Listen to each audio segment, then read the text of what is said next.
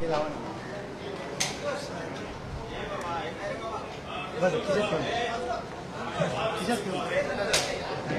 आहे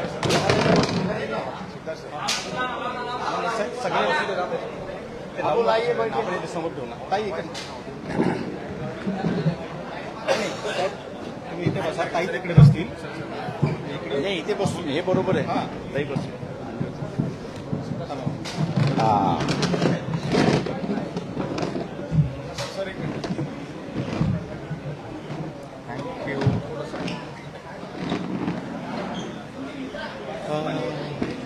येस ते राहू दे माझ्याकडे कारण का माझा घसा फार ड्राय व्हायला डॉक्टर कोणाकडे गेला दीपिकेचा घेऊन जातो हां दीपिकेचा फोन घेऊन जातो हो घेऊन जा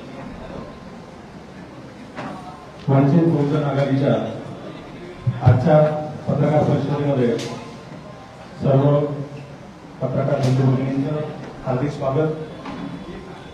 आजच्या या पत्रकार परिषदेला वंचित बहुजन आघाडीचे अध्यक्ष ॲडव्होकेट बाळासाहेब आंबेडकर हे संबोधित करणार आहेत. तसेच प्रदेश अध्यक्ष रेखाताई ठाकूर, मुंबई प्रदेश अध्यक्ष अबुल हसन खान हेही या ठिकाणी उपस्थित आहेत. मी बाळासाहेब आंबेडकरांना विनंती करतो की त्यांनी सर्व माध्यमांना संबोधित करावं.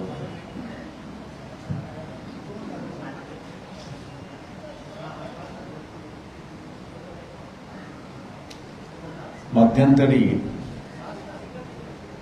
जरांगे पाटील यांची भेट झाली होती. लोकसभेच्या संदर्भातली चर्चाही झालेली आहे.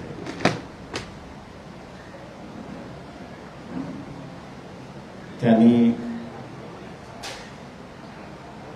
एक नवीन सिस्टम जी उभी केली त्याच्याबद्दलची असणारी त्यांनी माहिती दिली आणि आज कदाचित त्यांचा असणारा पूर्ण डेटा जो आहे उमेदवारांचा तो येईल आणि त्याच्यानंतर मग असणारा त्यांची पुढची वाटचाल होईल असं मी त्या ठिकाणी मानतो.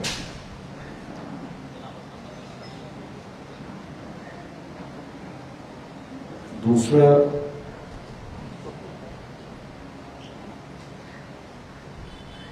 या लोकसभेमध्ये आमचा असणारा प्रयत्न होता त्या ठिकाणी की बीजेपीच्या विरोधातली असणारी एक मजबूत आघाडी उभी राहावी अशी असणारा प्रयत्न होता.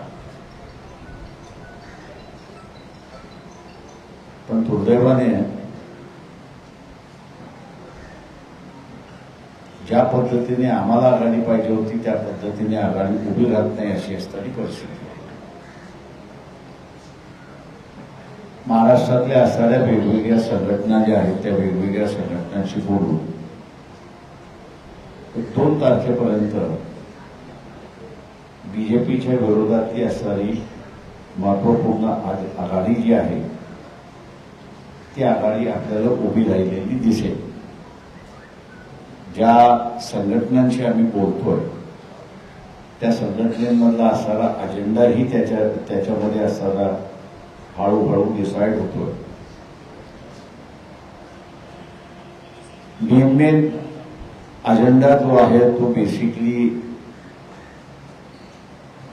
एक म्हणजे प्रायव्हेटायझेशनच्या विरोधात पूर्णपणे आपण भूमिका त्या ठिकाणी घेतली पाहिजे. दुसरं कॉन्ट्रॅक्ट सिस्टममध्ये जो कर्मचारी अधिकारी लागलेला आहे सुप्रीम कोर्टाचा निर्णय लक्षात घेता त्यांना 58 वर्ष पूर्ण होईपर्यंत रिटायरमेंट करायचं नाही. 3-3, 4-4 महिन्याचे जे कॉन्ट्रॅक्ट त्यांचे आहेत त्याला असणारा परमनंट वाढ द्यायची आणि 58 वर्ष होत नाही तोपर्यंत त्याला रिटायरमेंट द्यायचं नाही असा एक अजेंडा आमचा त्याच्यामधला ठरतोय. दुसरा महाराष्ट्रामध्ये एकंदरीत 14 लाख सरकारी कर्मचारी आहेत आणि अधिकारी आहेत.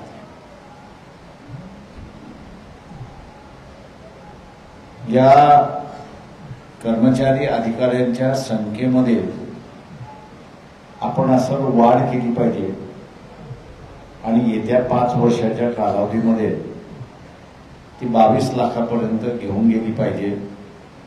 तरच शासन व्यवस्थितरित्याने त्या ठिकाणी चालू शकतं. अशा असताना सुद्धा एक अजेंडा आम्ही त्या ठिकाणी तयार करतो आहे.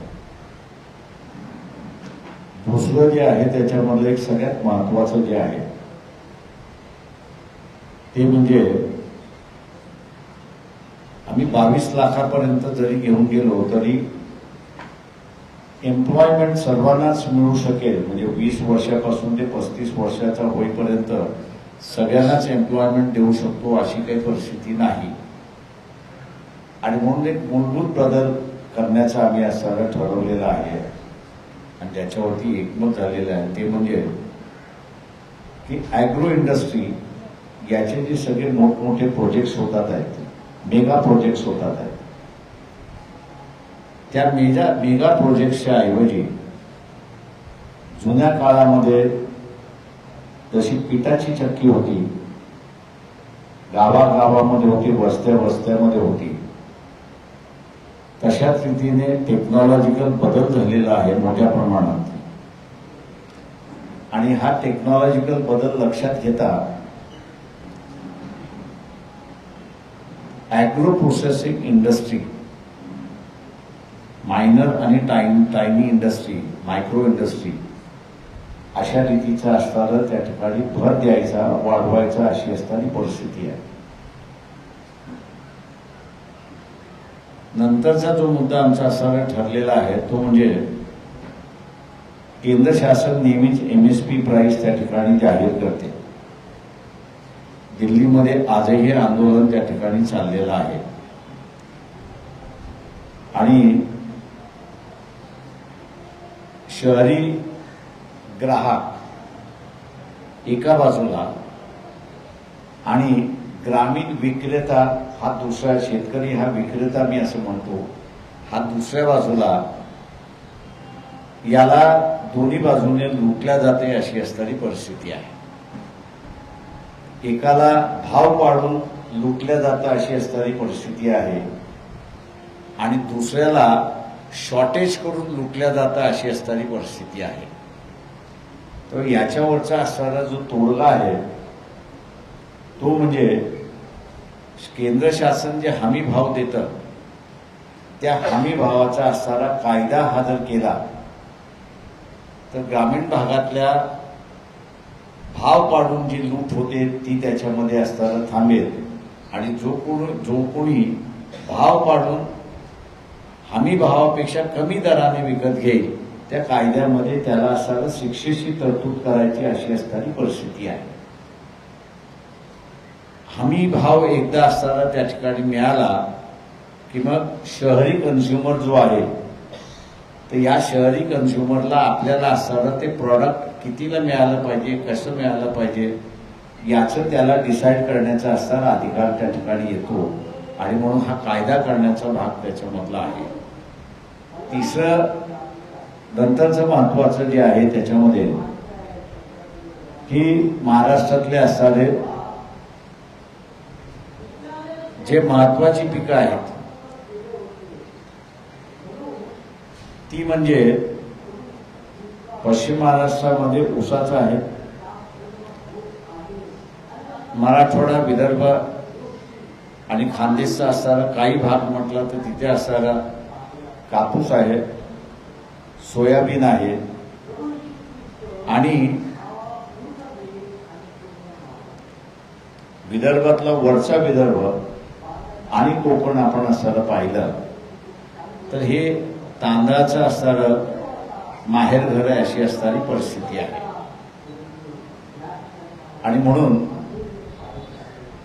त्याचे भाव हे असणारं आपणच त्या ठिकाणी ठरवलं पाहिजे अशी असणारी परिस्थिती आहे. सोयाबीन हा पूर्णपणे जे पीक घेतलं जातं त्याचा असताना 100% एक्सपोर्ट होतो अशी परिस्थिती आहे आणि म्हणून आम्ही असताना म्हणतोय की मिनिमम सपोर्ट प्राइस हा असताना 5,000चा असला पाहिजे. कापसाचा जो आहे तो असताना 8,000चा असला पाहिजे आणि ऊसाच्या ह्याच्यामध्ये आता 20% इथेनॉल हे पेट्रोल आणि डिझेलमध्ये मिक्स करण्याचा अधिकार त्या ठिकाणी शासनाने दिलेला आहे. परंतु ऊसाचा असणारा रेट त्या ठिकाणी जो फायनल होतो, ऊसाचा असणारा रेट त्या ठिकाणी फायनल केला जातो, त्याच्यामध्ये इथेनॉल हा जो आहे त्याचा रेट त्या ठिकाणी दिला जात नाही. आणि म्हणून आम्ही असणारा आग्रह त्या ठिकाणी करणार आहोत की इथेनॉल हा जो मळीपासून तयार केला जातो त्याचं प्रॉफिट नुसतं असताना कारखान्याला जात आहे, तर ऊसाचा रेट फायनल करत असताना त्याचाही त्या ठिकाणी बघावं अशी असणारी परिस्थिती आहे. ज्या काही संघटनांची आम्ही असं बोलतोय त्या मेन मुद्दे त्यांच्याबरोबर बसून जे ठरत आहेत त्याची मी आपल्याला असणारी माहिती या ठिकाणी दिलेली आहे. आणि 2 तारखेपर्यंत मला वाटतं नेमकं या संघटनांबरोबर बसून वंचित बहुजन आघाडी जे करणार आहे त्याच्यातला असणारा भाग आहे. पहिल्या फेज मधला जो आहे तो फॉर्म भरण्याचा संपलेला आहे. दुसऱ्या फेज मधला असणारा त्या ठिकाणी सुरुवात झालेला आहे. आणि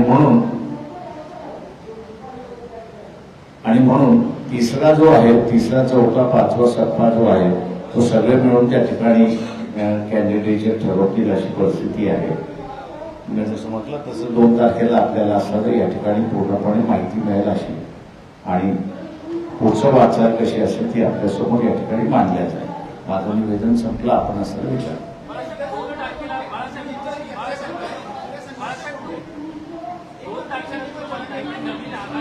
one at a time.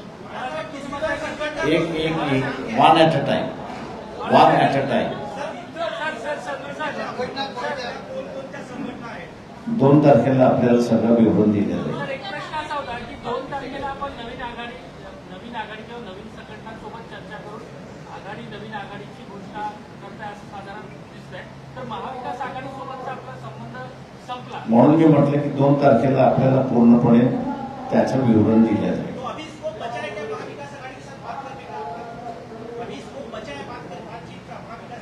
हमने कहा कि हमने बंद किया है, हमने कभी कहा नहीं कि हमारी चर्चा बंद नहीं हुई. वो तो है, उनकी बैठक चल रही है, हम बैठक में बुला रहे, वो भी आ रहे उसमें. तो ऐसा नहीं है कि एक साइड से है.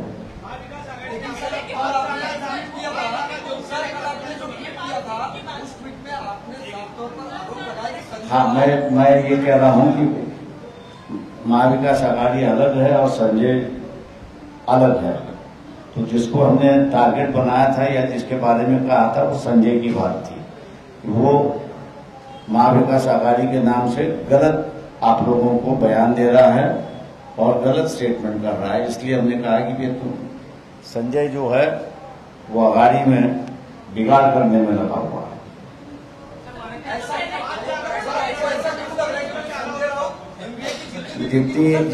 जितनी हमको कहना था वो हमने कह दिया है. अब आप लोग उसमें से जो निकालना है वो निकालें.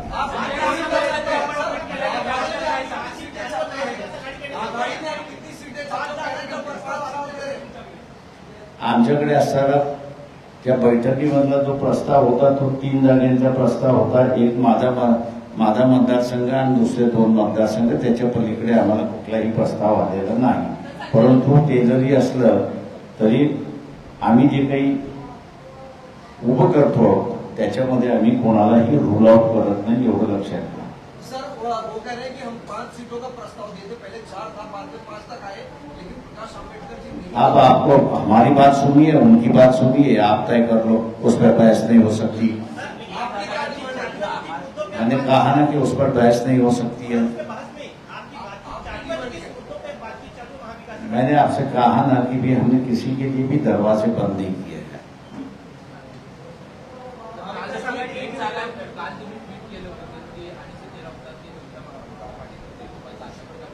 मी असं त्यांनी आघाडीमध्ये बिघाड केलाय हे दाखवणारा आम्ही त्या ठिकाणी दाखवलो. त्याच्यामुळे असं आम्हाला महाराष्ट्रामधलं जे आहे ज्या पद्धतीने असणारा पूर्णपणे विरोधी पक्ष उभा राहायला पाहिजे होता. आम्ही प्रयत्न करत होतो की यांची महाविकास आघाडी होती त्याच्या माध्यमातून उभा राहावा, पण त्याच्यामध्ये असणारं बटनीफ जे होतं ते बटनीफ आम्हाला बाजूला करायचं आहे आणि जे आले पाहिजेत त्यांना घेऊन आम्ही असं उभं करणार.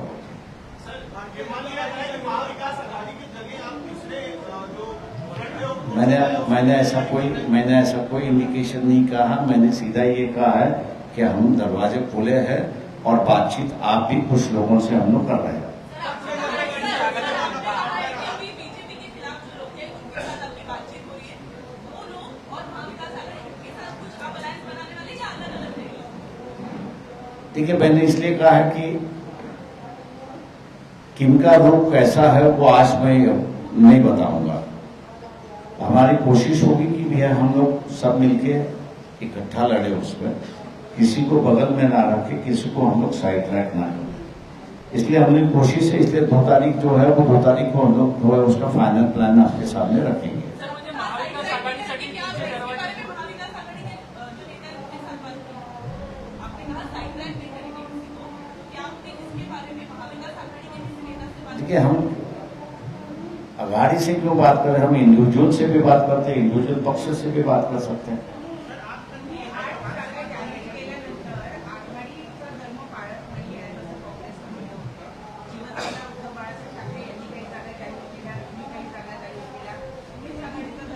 नाही, माझं म्हणणं असं आहे की ज्यावेळेस म्हणूनच मी म्हणालो की पहिला टप्पा तुमचा इलेक्शनमध्ये येतोय आणि पहिला टप्पा मी अगोदरपासून म्हणत होतो, आपण विश्वास ठेवायला तयार नव्हता. आपण सगळेजण वंचित बहुजन आघाडीलाच टार्गेट त्या ठिकाणी करत होता की यांचं जमलं नाहीये, यांनी आपलं असं स्वतःचं कोंबडं झाकलेलं आहे ते दाखवायलाच तयार नाहीये. आणि आता असताना व्हेरी क्लिअर आलंय की सेना, मी मागे म्हणालो होतो की सेना आणि काँग्रेस यांचं सूत जमलेलंच नाहीये, ते आता उघड व्हायला लागलेलं आहे. सर, आपको लगता है कि एनडीए में सब कुछ वाकई में सही नहीं है? ठीक है, 2 तारीख को जो मैंने जैसे कहा कि 2 तारीख को जो है वो फाइनली हम लोग सब कुछ जाहिर करेंगे. सर, एक सवाल ये है कि क्या आपको भी लगता है कि एनडीए में सब कुछ सही नहीं है? एक दो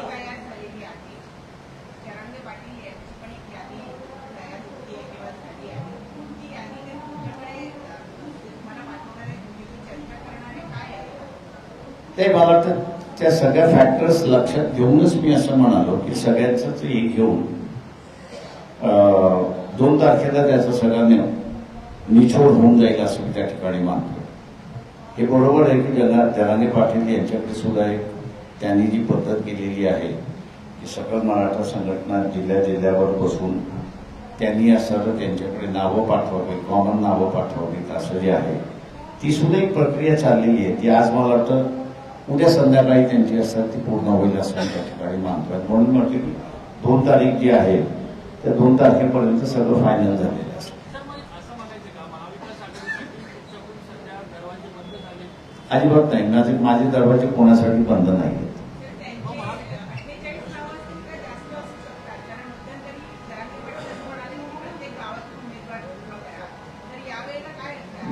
आमची जी चर्चा झाली त्याच्यामध्ये त्यांनी तो आग्रह सोडलेला आहे आणि जिल्ह्यामधले सकल मराठा समाज जे आहेत त्यांच्यामधनं त्यांनी नावं द्यावीत असं म्हटलेलं आहे त्याच्यामध्ये.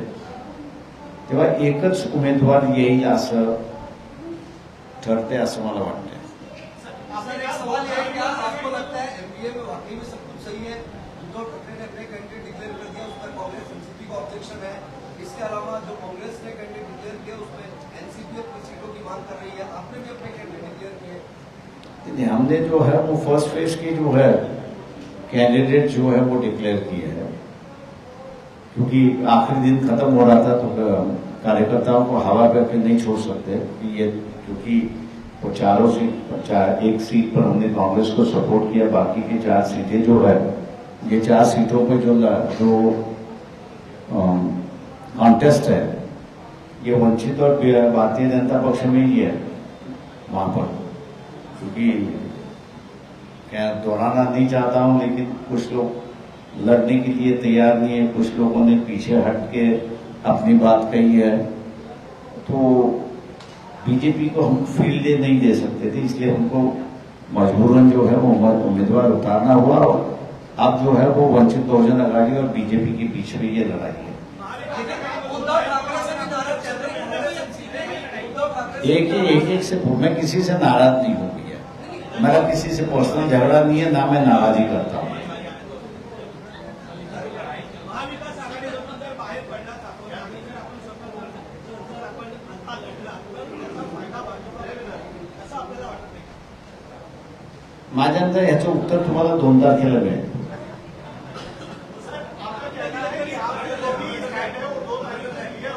महाविकास आघाड़ी के तीनों घटक दल 3 तारीख को जॉइंट प्रेस कॉन्फ्रेंस कर रहे हैं, तो हम ये उम्मीद करें कि आप भी उस प्रेस कॉन्फ्रेंस में होंगे कि आपका स्टैंड अलग हो जाएगा 2 तारीख को जैसा आप कह रहे हैं. इसका पता नहीं है कि क्या से रोक लेगा किस तरीके से. सर महाविकास आघाडीच्या उमेदवार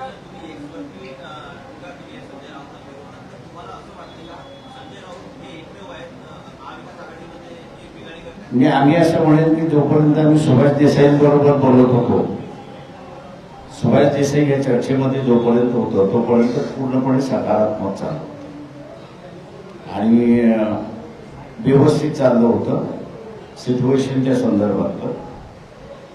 पण नंतर असताना आम्हाला असं दिसलंय की कोणतरी कोणासाठी तरी वापरायचं असं असणारा हिशेब चालू झाला आणि म्हणून आम्हाला दिसलं की या ह्याच्यामध्ये आपण असताना बीजेपीला थांबू शकत नाही. काही जणांना घ्यायचंच नाही, काही जणांना बोलायचंच नाही, असा जो स्टँड होता तो आम्हाला जरा योग्य वाटला नाही आणि म्हणून आम्ही असं एक वेगळं त्या ह्याच्यामध्ये करतोय. ठीक है, संजय राउत इंडिविजुअल है, इंडिविजुअल के बारे में बात नहीं करता हूं. एक समझ लीजिए, पार्टी की बात हो रही है, इंडिविजुअल की बात नहीं हो रही है. तो इंडिविजुअल जरा रुक दीजिए वहां पर.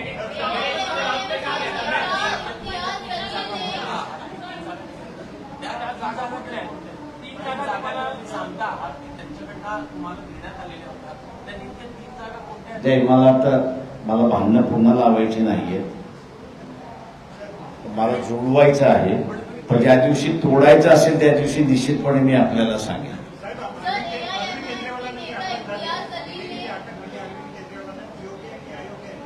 पूर्णपणे अयोग्य आहे. कॅबिनेट डिसिजन हा कोर्टाचा विषय होऊ शकत नाही आणि त्याच्याच बरोबर इन्क्वायरीचा इश्यू होऊ शकत नाही. संविधानाने कॅबिनेटला पूर्णपणे अभय दिलेला आहे.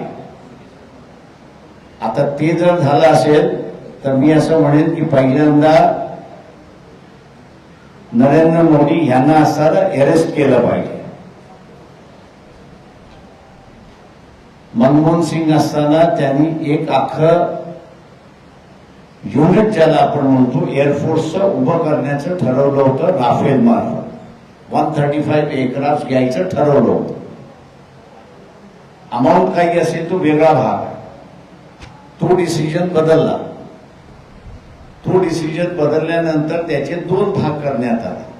35 राफेलची विमानं आपण असताना फ्रान्सकडून विकत घेतली आणि उरलेली 100 विमानं अंबानी मॅन्युफॅक्चर करतील असं त्यावेळेस सांगण्यात आलं. राफेलच्या म्हणजे डसॉल्ट ही जी कंपनी आहे की जी राफेल करते, या कंपनीच्या काही डायरेक्टर्सना भारताबरोबर झालेल्या करारनाम्यामध्ये त्यांनी फ्रॉड केला, घुसखोरी केली म्हणून फ्रान्स गव्हर्नमेंटने त्यांना असताना शिक्षा दिलेली आहे. डसॉल्टच्या अधिकाऱ्यांना की जे भारताबरोबर राफेलच्या संदर्भात बोलणी करत होते. आता तिथल्या अधिकाऱ्यांना त्यांनी घुस दिली म्हणून असताना जर झालं तर भारताचं नुकसान झालं ह्याही त्याच्यातलं आहे. त्याच्यामुळे तोही कॅबिनेटचा निर्णय होता.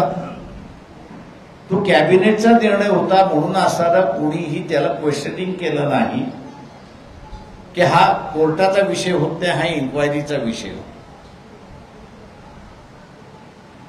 लिकर पॉलिसी काय असावी ही दिल्ली गव्हर्नमेंटची कॅबिनेट डिसिजन त्या ठिकाणी असताना होतं आणि कॅबिनेट डिसिजन असल्यामुळे ती इन्क्वायरी होत नाही. तेव्हा कालच्या असणाऱ्या जे काही कोर्टामध्ये केजरीवाल यांनी असताना म्हटलं की माझ्या विरोधात तुमच्याकडे ठोस पुरावा काय, या सोशल मीडियावरती आलेलं उत्तर मी जास्त पाहिलंय की आमच्याकडे असताना काही जणांची स्टेटमेंट्स आहेत आणि म्हणून तुम्हाला असताना अरेस्ट केलंय. तर आपण असताना असं धरायचं का की डेसॉलच्या काही कंपनीना रॅफलच्या संदर्भातलं खोटारडेपणा झालाय, फसवेपणा झालाय आणि म्हणून त्यांना शिक्षा झाली, म्हणून पंतप्रधान जे नेगोशिएट इन डायरेक्ट नेगोशिएशन होते म्हणून पंतप्रधानावरती सुद्धा इथे केस झाली पाहिजे का? तो जर लॉजिक असेल तर ती झाली पाहिजे. त्याच्यामुळे असणारा एका केसला एक न्याय, दुसऱ्या केसला दुसरा न्याय, हे माझ्या अंदाजाने चुकीचं असे म्हणतोय आणि म्हणून मी असताना म्हणतोय की केजरीवालला अरेस्ट करणं हे चुकीचं असं मी त्या ठिकाणी मानतो.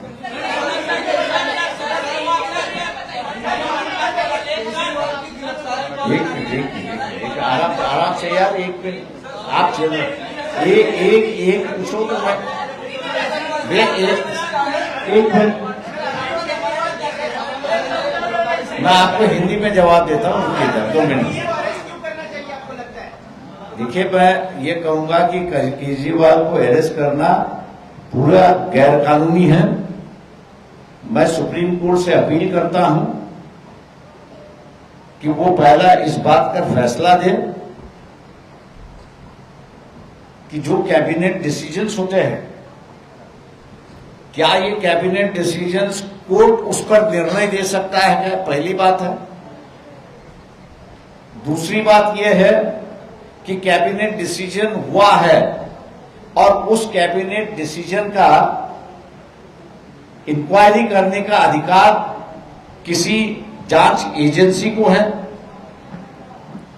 कैबिनेट डिसीजन जो होते हैं और जिसका इंप्लीमेंट होता है, ये वहां की लेजिस्लेटिव असेंबली है. उस लेजिस्लेटिव असेंबली में उस पॉलिसी को रखा जाता है और लेजिस्लेटिव असेंबली उसको मान्यता देने के बाद उसकी इंप्लीमेंट होता है. लेजिस्लेटिव असेंबली की किसी भी प्रोसीडिंग्स में सुप्रीम कोर्ट दखल अंदाज नहीं दे सकता है. रही जहां तक बात उस पॉलिसी में कुछ गलत है या नहीं है, तो संविधान में उसका भी प्रावधान है और वो प्रावधान ये है कि PAC, public accounts committee, public accounts committee जो है, कैबिनेट डिसीजन सही है, गलत है, घुसखोरी हुई है, क्रिमिनलाइजेशन है या सिविल लॉस है, उसका वो जजमेंट देती है. उसके बिना किसी को अधिकार नहीं कैबिनेट डिसीजन चेक करने का. और इसी के लिए जब ये मामला उठा कि मनमोहन सिंह का एक डिसीजन बिना कैबिनेट लिए हुए नरेंद्र मोदी ने उसको घुमा दिया इंडिविजुअल प्राइम मिनिस्टर की कैपेसिटी में, और जहां 135 राफेल के विमान डेसॉल नाम के फ्रांस कंपनी से खरीदना था, उससे वहीं के वहीं उन्होंने डिसीजन दिया और कहा कि हम 135 नहीं खरीदेंगे, 35 ही डायरेक्ट खरीदते हैं और बाकी के 100 जो है उसको हम लोग अंबानी के माध्यम से उसको यहां पर बनाएंगे. बात आगे बढ़ते बढ़ते ऐसी बढ़ गई कि डेसॉल नाम के अधिकारी को फ्रांस में जेल हुई क्योंकि घुसखोरी हुई और पैसे खा लिए. अब क्या हम लोग ये कह रहे हैं वहां पर कि वहां के अधिकारियों को जेल हुई इसी राफेल के डील के मामले में, तो फिर वही अगर लागू होता है तो प्राइम मिनिस्टर के ऊपर भी केस होनी चाहिए, उनको भी अरेस्ट होना चाहिए. लेकिन विरोधी दल की बात जब हुई तो यही कहा कि कैबिनेट डिसीजन होने की वजह से कैबिनेट डिसीजन को हम लोग क्वेश्चन नहीं कर सकते, कर सकता है तो पीएससी कर सकती है। पीएससी अगर कुछ बात कहती है कि इसमें घोटाला हुआ है तो ही उसका चार्ज हो सकता है, वरना उसका चार्ज नहीं हो सकता। इसलिए ये जो है मैं समझता हूं कि अधिकार का गैर तरीके से इस्तेमाल हो रहा है और इसलिए हम लोग इसकी निंदा करते हैं। सर, कांग्रेस को आज ही 1700 करोड़ के इनकम टैक्स का नोटिस मिला है, इसको किस तरह से देखते हैं? इसके पहले राहुल गांधी इस मुद्दे पर सवाल उठा चुके हैं, हमारे पास स्टेटमेंट करने तक मेरे हिसाब से आप लोगों ने एक बात सामने नहीं लाई। जो प्रेजेंट फाइनेंस मिनिस्टर है उनके हस्बैंड का ही सबसे बड़ा बयान आ चुका है, सोशल मीडिया पे आ चुका है कि वर्ल्ड का सबसे बड़ा फ्रॉड अगर कुछ है तो इलेक्टोरल बॉन्ड है। और कोई मेरे ख्याल से कहने, दोनों भी इकोनॉमिस्ट है, बड़े नामी इकोनॉमिस्ट है।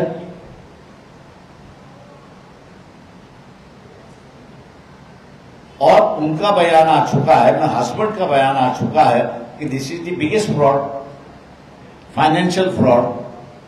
अब जब हस्बैंड ही कह रहा है कि यह सबसे बड़ा बिगेस्ट फ्रॉड है तो मेरे ख्याल से उसको मान लेना चाहिए। कंसेंट के बिना ये स्टेटमेंट नहीं होगा। कांग्रेस को शरद नोटिस पवार पर क्या म्हणाले की नाशिकमध्ये म्हणाले की लवकरच महाविकास आघाडीमध्ये सामील होणार. शरद पवार म्हणाले की लवकरच महाविकास आघाडीमध्ये सामील होणार. चर्चा सुरू आहे असं म्हणाले. वाह, ठीक है, थैंक यू।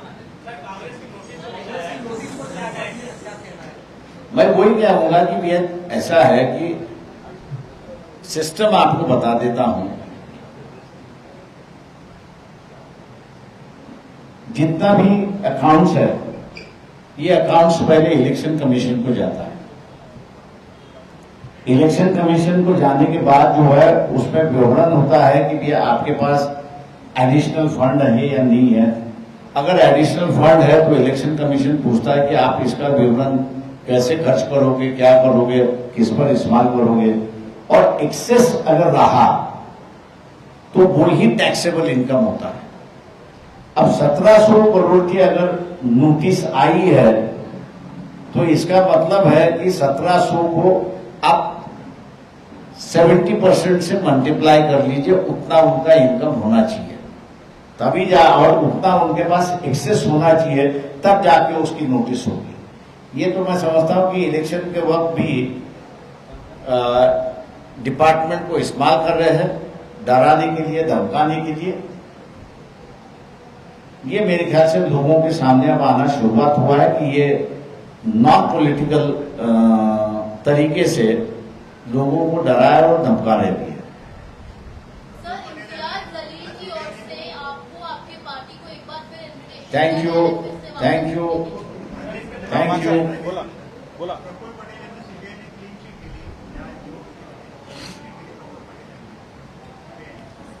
नाही, मी अजून ती ऑर्डर वाचलेली नाही। त्यांनी सीबीआयने क्लीन चिट दिली असेल, पण अजून कोर्टाने क्लीन चिट दिली नाही एवढी फक्त माझी माहिती आहे। Thank you everybody. तुम्हा सगळ्यांना आता लंचला इन्व्हिटेशन आहे। धन्यवाद पक्षाच्या वतीने सर्वांचे मनपूर्वक आभार। आणि यानंतर सर्व पत्रकार बंधू भगिनींना विनंती आहे बाळासाहेबांसोबत